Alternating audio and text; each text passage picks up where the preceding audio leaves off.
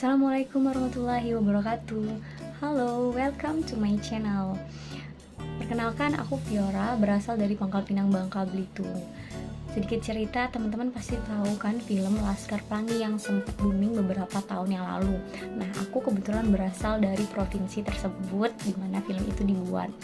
By the way, ini video pertama aku, jadi mohon maaf kalau masih banyak banget kekurangan dan ngomongnya masih kaku dan belibet. Pada video kali ini aku mau ngebahas tips memilih soft lens untuk pemula. Seperti yang kita ketahui, fungsi soft lens adalah sebagai alat bantu khususnya mata minus, silinder. Tapi kalau mata keranjang enggak ya. Kalau mata keranjang pakainya kacamata kuda aja. Selain manfaatnya untuk sebagai alat bantu, nah soft lens itu juga sebagai penunjang penampilan kita. Misalnya ketika kita ada acara, ada hajatan dan sebagainya, kita udah pakai riasan di mata, eyeshadow-nya udah cetar, bulu mata udah membahana badai, terhalang oleh kacamata, ya kan? Jadinya kita kurang menarik ya. Nah, oke, baiklah. Berikut beberapa tips dari aku. Yang pertama, kan teman-teman udah tahu, teman-teman itu matanya normal kah, silinder kah, atau minus? Gimana caranya teman-teman bisa tahu? Biasanya kan kita sadar ya, kok kita penglihatannya kurang, kabur atau apa gitu.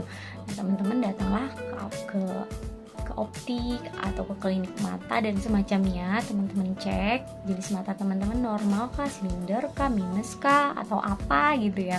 Sayang kan kalau misalkan teman-teman udah beli soft lens normal, nggak taunya mata teman-teman tuh bermasalah. Nah, manfaatnya jadi berkurang kan, sayang. Poin yang kedua, biasanya di box soft lens itu ada water content, tulisan water content. Nah, apa sih water content itu fungsinya? Water content itu sendiri adalah untuk mentransfer oksigen ke mata. Jadi mata kita itu lembab dan kornea bisa lebih sehat gitu. Nah, sedangkan apa sih bahan soft lens tersebut? Bahan soft lens adalah plastik khusus dengan air dan sifatnya adalah hydrophilics. Apa sih hydrophilics itu? Hydrophilics itu adalah senyawa yang berikatan dengan air, atau bahasa simpelnya penyuka air lah gitu. Nah, jadi karena itu soft lens membutuhkan air. Pertanyaannya adalah, dari mana sih kandungan air yang dibutuhkan soft lens itu? Ya, tentunya dari air yang diproduksi oleh mata kita sendiri.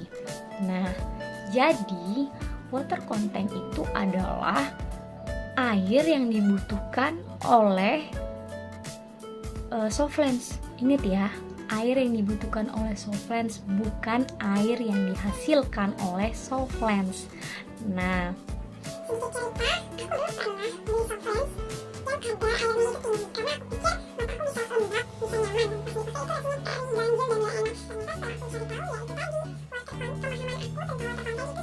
gini, jadi soft lens yang water contentnya berapa baik untuk mata kita? Nah, jawabannya adalah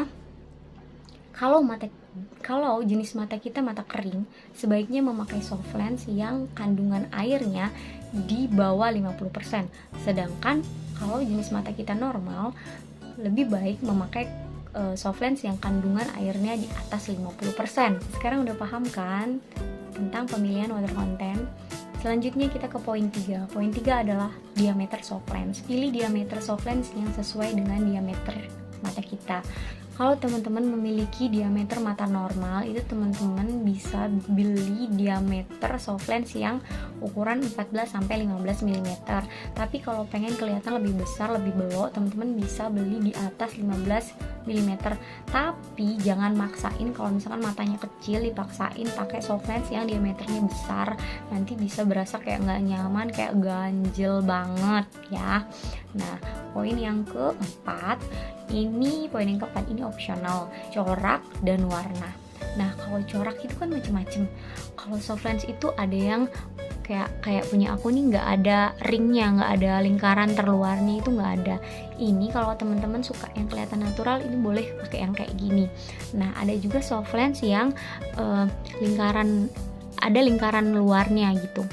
Nah, kalau aku sih lebih suka yang kayak gini. Terus juga ada corak bintang, apa segala macem lah, banyak lah pokoknya kayak anime gitu. Kan bisa menyesuaikan. Terus teman-teman sukanya pakai yang mana? Terus dipakai ke acara apa gitu, tergantung momen-momennya juga. Nah, untuk selanjutnya adalah pemilihan warna. Nah, untuk pemilihan warna, kalau teman-teman punya kulit sawo matang, bisa memakai warna-warna kayak coklat, abu-abu, atau warna-warna yang soft gitu. Tapi kalau teman-teman pede dan pengen pakai yang warna terang, ya nggak masalah, ini kan opsional ya. Nah, kalau kulitnya kuning langsat atau putih, itu biasanya masuk sih ke warna apa aja. Kembali lagi sih ke tingkat pede atau enggaknya gitu.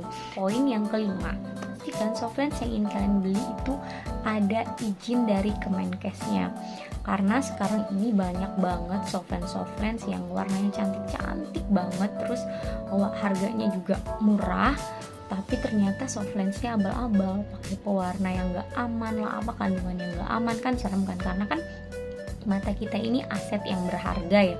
Jadi jangan sampai mata kita ini rusak, terus jangan sampai juga fatal, bisa mengakibatkan kebutaan ya. Kan serem kan ya. Tips yang keenam atau poin yang keenam adalah selalu cek tanggal kadaluarsa. Kita kan nggak pernah tahu, yang namanya manusia hilaf ya, apakah sellernya lupa ngecek, terus kasih ke kalian tanggal kadaluarsanya udah deket atau udah kadaluarsa, kan kita nggak tahu. Apa salahnya kalau kita lebih waspada. Nah, jangan sampai kalau misalkan kita pakai softline yang kadaluarsa, efek resikonya seperti yang tadi kita bahas sebelumnya. Jadi selalu berhati-hati dalam memilih softline. Sekian video dari aku. Sekali lagi mohon maaf kalau banyak sekali kekurangannya.